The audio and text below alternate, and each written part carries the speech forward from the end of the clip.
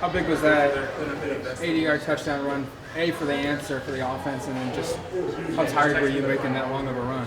Yeah, that was cool. Obviously, it came at a good time in the game. We were kind of stalling, and we needed something to happen. And just the way it worked out, they kind of left the middle open and just took off running. Our guys did a great job blocking down the field, and it was just a good situation to get in the end zone right there. So that was a good spark for our offense. Obviously, it was fun. To have a run like that, and I was extremely tired at the end. I got to run some 80-yarders and practice a little bit more often. Was that an improvised play, or was that a designed draw for you? It was in the middle. It was kind of one of those things where we talk all the time. If you get back, get set, and you kind of see a part like that, you can go ahead and take off and make it kind of like a quarterback draw. And that's what happened. It was just kind of instinctual. They came up the field and saw the middle and just took off. When were you thinking end zone? Really, I guess the whole time got out there and I saw really nobody, a bunch of guys with their backs to me. And so, like I said, Troy and those guys I saw in my vision, they made some great blocks. And so once I got out there in the open and kind of had a little crease, I was just trying not to get hawked down.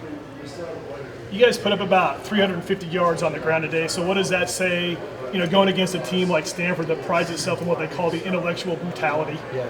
That was really good for our offense. Sometimes you have games like that to where you're extremely run heavy, and obviously we had not as many explosive pass plays, but at the same time when you're running the ball like that, it's just really, really good for your offense. And like I said, sometimes you have games like that to where you're just explosive in the running game, and our guys did a really good job up front of getting a hat on a hat and moving them.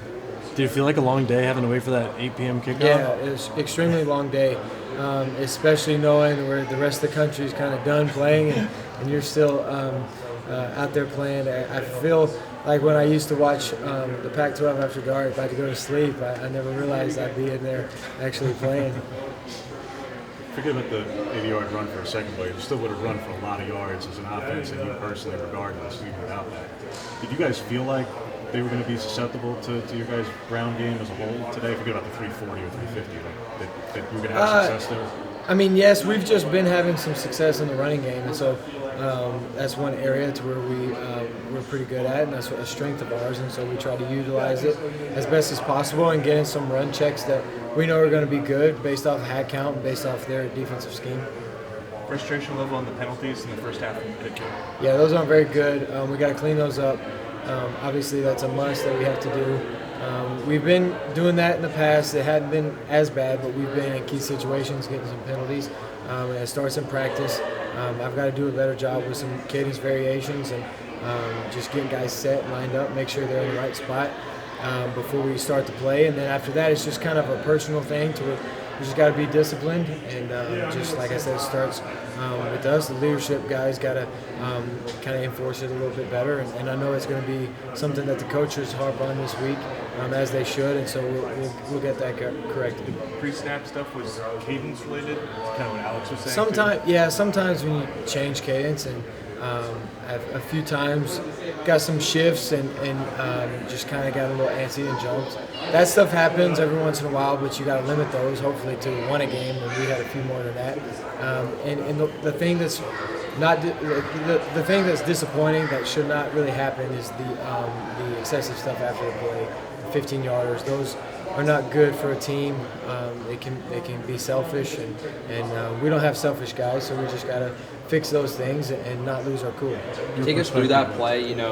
Did you not see that play that incited the scrum? Did you not see that it was called dead, or what happened there?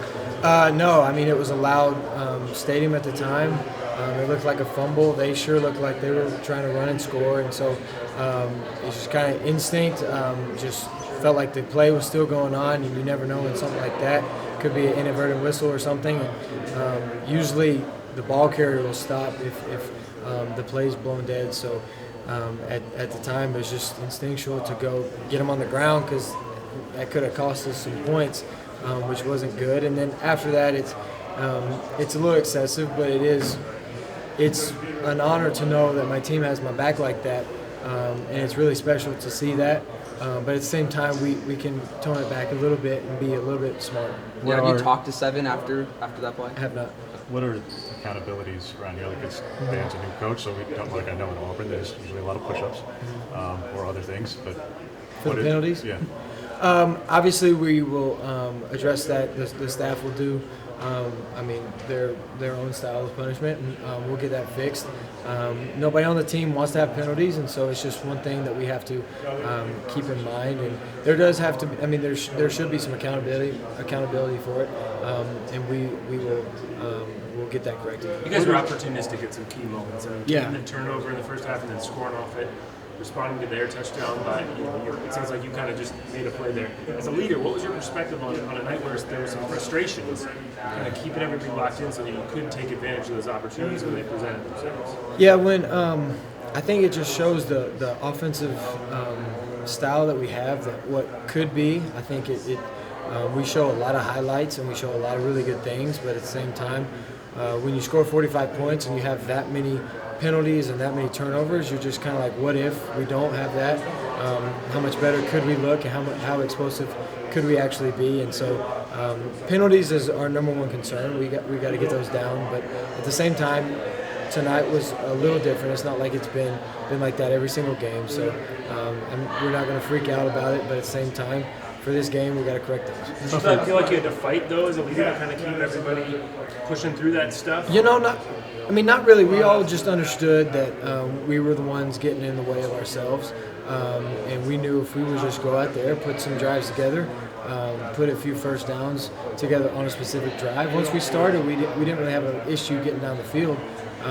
It was just all about starting and then getting behind the chains. And at the end of the day, we played really good. And you can't discredit the offense. The defense played outstanding, and so they got off the field pretty quickly. And so, as a team, it's just like I said, it goes to show we scored that many points. We held them enough times to where what could be when we take away the penalties. Tougher night on some of the deep throws tonight. Yeah. The one to Troy where it's solo coverage on Bonner, but just down the sideline a little bit. A couple others in double coverage where you really hadn't done that this season.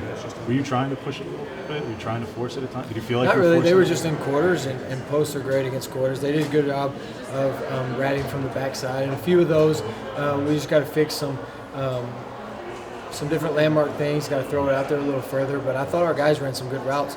They just did a good job of ratting from the backside, which they've done in the past, and we knew what they were going to do. But at the same time, as a defense, their scheme is not letting you throw the ball down the field, and so that's why, again, we had to go back to some of the dink and dunks, and again, that's why we ran for 300 yards. And so if a team wants to play back like that, they're going to take it away for a reason, and so you've got to run the ball and do other things to get some yards. Back to the last question, the scrum thing. What actually started that? I know you were on the ground with your helmet off. Did something happen after that? It just kind of happened quickly. I'm not sure. It happened extremely fast. Obviously, it's probably on TV. I'm going to have to go back and look at it. But it's just something that it doesn't happen a whole lot, so it kind of shocked a lot of people. It kind of happened quickly, and it goes to the maturity. We have to be a little bit more smarter and mature in that situation, knowing that what we do and how we retaliate could get us 15 yards, and that's what happened. But fortunately, it wasn't bigger than what it was, and we got it under control.